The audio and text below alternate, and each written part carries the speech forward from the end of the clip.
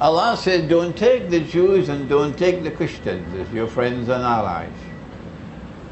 Don't take them as your friends and allies. He's talking about all Jews and all Christians.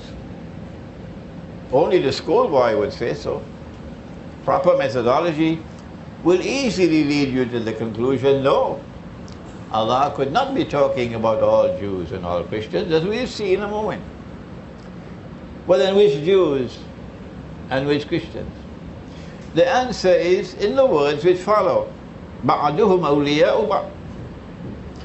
Do not take such Jews, now listen carefully, do not take such Jews and do not take such Christians as your friends and allies, who themselves are friends and allies of each other. In other words, the Quran is anticipating something astonishing. The Christians accuse the Jews of the killing God himself. You can't do worse than that. The crucifixion. So to visualize or to anticipate a reconciliation, a rapprochement and friendship and alliance between a part of the Christian world and a part of the Jewish world is astonishing. And yet that is what Allah is saying it will happen. When that Jewish-Christian alliance comes into being, listen carefully, the Quran was revealed more than 1,000 years before Iqbal was even born. When that Christian-Jewish, Judeo-Christian alliance comes into being, don't take them as your friends and allies. But Allah goes on to say, وَمَنْ يَتَوَلَّهُ مِنْكُمْ فَإِنَّهُ مِنْهُمْ. Whosoever from amongst you turn to them with friendship and alliance, belong to them. You will no longer belong to us. Come sit over here, please.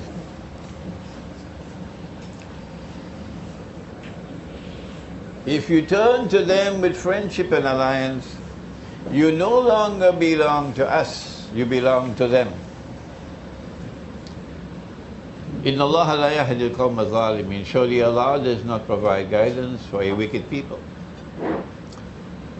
So if you choose to be friendly with Washington, because the Judeo-Christian alliance has already come into being, it is the Zionist Judeo-Christian alliance, which has NATO and its military arm, if you didn't know it.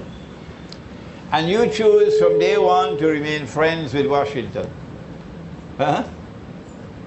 What is your status? What is the status, I have to say, of a Saudi Arabia, which has been a client state of the United States from the time that they took over that country from the Ottomans? What is the status of all the other governments ruling over Muslims who are afraid to step out of the line? They have to put their toe on the line and obey what Washington says out of fear. Because if you step off the line, your money could become like the Venezuelan Bolivar, and you'll have inflation destroying you and your economy. What is the status of the world of Islam today, which maintains friendly relations with Washington and London and Paris and Bonn and NATO and so on and so on and so on? Who created the United Nations organization? Was it Pakistan? Was it Egypt? Was it Bangladesh? Did the Arabs do it? Who created the International Monetary Fund? If you don't know it, then allow me, politely so, to tell you. It is the Judeo-Christian alliance, through NATO, who won the First and the Second World War. Then NATO came into being. And these victors of the war, they are the ones who established the United Nations. They're the ones who established the International Monetary Fund, etc. And you now become members of these organizations in defiance of Allah's command in the Quran. What is your status? So this is our relationship with one part of the Christian world. We are prohibited by the Quran. But there are people who don't hear, and there are others who don't want to hear. So what can we do for them? Answer, leave them and move on. Because if you have the truth will triumph despite whatever a rival to the truth may seek to do. So leave them and move on. Allah speaks in the Quran about another kind of Christian. Listen carefully now. Listen carefully. These Christians, you must not be friends and allies with them. No, prohibited. But he speaks about another one. He says, لَتَجِدَنَّ. This is the same Surah Almaidah. You will most certainly find at this time and in time to come, Fi'l Mudariya, أَشَدَّ النَّاسِ عَدَاوَةً لِلَّذِينَ آمَنُوا الْيَهُودَ. Those who will have the greatest hostility for you will be the Jews. It happened in the lifetime of the Prophet, alayhi salatu wasalam, and it never recurred for 1,000 years or more. No. Until the Zionist movement was established more than 100 years ago. And now once again, it has re-emerged, exactly as in the Quran. وَالَّذِينَ أَشْرَكُوا. You'll also find the people who have the greatest hatred for you would be a people who at that time were the mushrikun, the people of blasphemy, worshipping idols and so on. It happened at that time and now again, because you have a new people who say today, no longer is Allah al-Hakam, as in the Khilafah state. The state is now al-Hakam. And if you didn't know it, let me introduce you to the Republican state. If you did not know it, let me introduce you to the Republican state. Allah is no longer al-Hakam. The state is now al-Hakam, meaning the state will decide how to govern. The state has absolute supremacy. The state will decide how to rule.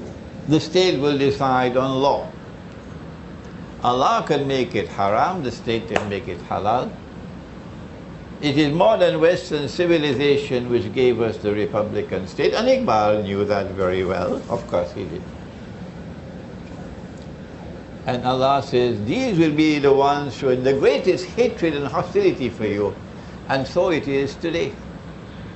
The war on Islam is being waged by these people. The mountain of lies are coming from them.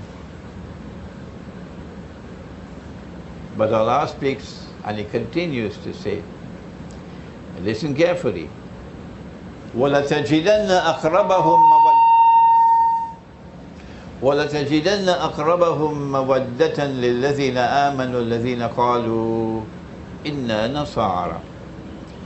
My students have heard me saying this so often they're fed up now. But there are those who have not heard it so far, so allow me to repeat it. And you will most certainly find at that time, when the Jews re-emerge with the greatest hatred for you, at that time, when these people who are built on shirk emerge with the greatest hatred for you, at that time you will find a people who will show the greatest love and affection for you. And they will be a people who proclaim, we are Christians. Oh, but wait a minute. They don't proclaim themselves Christians in the United States, and Britain and France. No. Religion is a private affair. We will be secularized. We proclaim ourselves French and British and American. And religion is for Sunday morning. But these are a different kind of Christian people. قَالُوا إِنَّا نَصَارَى. They proclaim themselves, their identity. We are Christians. So this could not be Western Christianity. Kindly eliminated.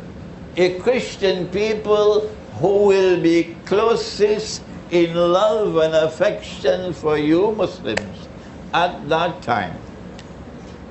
The Quran goes on to say, ذَلِكَ بِأَنَّ مِنْهُمْ كِسِّسِينَ. The reason why they will behave like this is because they have the institution of the ulama intact. The religious scholars still have a status in that Christian people. That side of the world, the religious scholarship is gone. But this side of the world, the ulama of the Christians still have a very high status and a very important function in society. ذَلِكَ بِأَنَّ مِنْهُمْ كِسِّسِينَ. And then Allah goes on to say something else, a third thing, وَالرُّهْبَانَ. And that is because they still have the institution of monasticism. Or eliminate Western Christianity, because the monastery in Britain is now McDonald's hamburgers. The monastery is now Kentucky Fried. Monastic way of life is disappearing. Indeed, the churches of Britain are being sold now. Masajid are coming up where there used to be a church. 4% of the British people now go to church. Britain is essentially an atheist country. But these Christian people still have monasticism. They still have the monastery. They still have the monk. Which Christian people is Allah talking about? And then Allah says a fourth thing about them. وَأَنَّهُمْ لَا يَسْتَكْبِرُونَ. They're not an arrogant people. They don't want to rule the world. And because Russia is not prepared to submit, and China is not prepared to submit, they will wage nuclear war and destroy most of the world. Because they are an arrogant people, they want to rule the world. So then which Christians are we talking about? Answer, we're talking about the Orthodox Christian. He doesn't have Christmas on the 25th of December. And he doesn't have a gentleman with a big white beard who flies to the sky on a reindeer, a fellow called Santa Claus, on the 25th of December. No. When you go to the Orthodox Christian church as when I went to Moscow, I found there were no chairs. None. It was like a masjid. Yes. An Orthodox Christian, I cannot mention his name, he's a prominent Christian, Russian military analyst and political analyst, is coming to visit me.